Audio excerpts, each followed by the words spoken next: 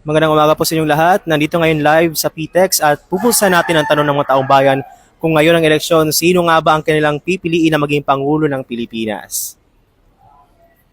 Ma'am, morning po. Kung ngayon pong eleksyon, sino pipiliin niyo maging Pangulo? Sara Duterte. Bakit po? The best siya. Yun lang, the best siya. Lenny, Bakit po? Bicolano ko eh. Sa tingin niyo po sir, sino po pipiliin niyo po? Para saan si Sara po. Bakit po? Kasi yung tatay niya po kasi naging presidente. Si Sara po. Bakit po sir? Kasi maganda po yung pamamaraan at niya. Mangangalakad sa politika. Para sa akin po si Sara po. Bakit sir? Kasi po, I think may potential siya as being president. Duterte. Bakit Duterte?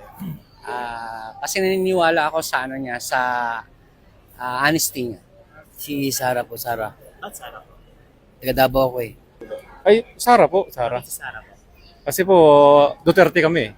Siyempre, Duterte. Duterte. Wala eh. Wala naman yung iba, wala namang, ewan, basta. Undecided pa ako eh.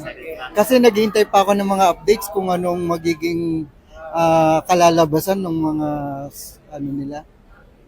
So, oo, kasi mahirap na kasi pumili, no, na hindi natin napag-isipan.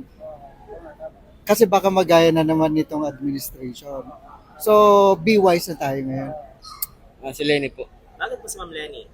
Kababayan ko sa... okay, Thank you, sir. yun lang po. Si Sara. Sara Duterte. Si Ma'am Sara. Basta siya yung gusto ko.